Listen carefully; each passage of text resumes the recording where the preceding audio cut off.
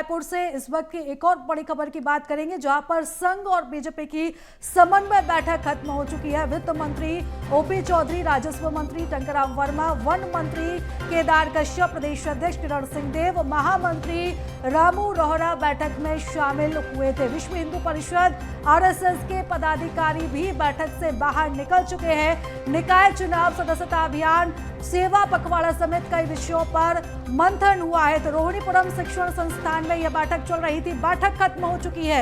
इस वक्त की बड़ी खबर हम आपको बता दें, जहां पर समन्वय बैठक खत्म हो चुकी है। वित्त मंत्री ओपी चौधरी, राजस्व मंत्री टंकराम वर्मा इस बैठक में शामिल थे। बैठक कक्ष से बाहर वो निकल आए हैं। इसी के साथ ही महामंत्री रामू मोहरा भी बैठक में शामिल हुए थे। तो आज ये बड़ी बैठक रखी गई थी, जिसमें आगे की रणनीति को लेकर चर्चा हुई है। विश्व हिंदू परिषद आरएसएस के पदाधिकारी भी इस बैठक में मौजूद थे। इसी के साथ ही मंत्री भी इस बैठक में मौजूद थे।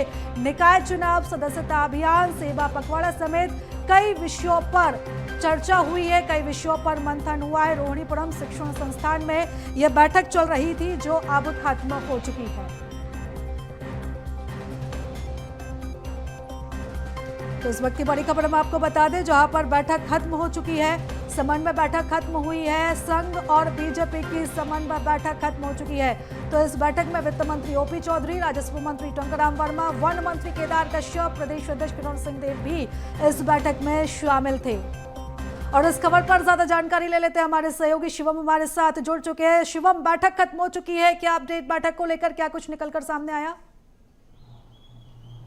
जी बिल्कुल, देखिए सुबह 9 बजे से ये बैठक बदस्तूर जारी थी और लगातार इस चीज़ को लेकर सियासी कयास ये लगाए जा रहे थे कि जो निगम मंडल की नियुक्तियां हैं या जो पंचायत चुनाव होने हैं या फिर निकाय चुनाव होने, उसको लेकर ये बैठक शुरू हुई है। लेकिन ऐसा नहीं है। जो बयान जो मंत्री का सामने आया है उसके हिसाब से ये एक नॉर्मल बैठक थी। हर महीने जो है केंद्र से राष्ट्रीय नेता आते हैं, उसके बाद ये बैठक की जाती है और इसी चीज़ को लेकर के आज भी बैठक हुई। सरकार के कामकाजों की समीक्षा हुई। अब अच्छा जो समन्वय रहे सत्ता और संगठन के बीच में, उसको लेकर रणनीति तय हुई है। और जो आने वाले समय में जो पूरा करना है, जो वादा पूरा करना है, जो गारंटियां मोदी जी ने की हैं, वो उस चीज को पूरा करने को लेकर के ये पूरा बयान सामने आया है। और इस चीज को लेकर लगातार कयास लग रहे थे। जब सुबह भी डिप्टी सीएम विजय शर्मा वहां पहुंचे थे, तब भी उन्होंने एक बयान दिया था कि ये जो बैठक है, ये बैठक उन सब चीजों से परे है जो आप सवाल कर रहे हैं। पत्रकारों ने उनसे सवाल किया था कि क्या ये बैठक सत्ता और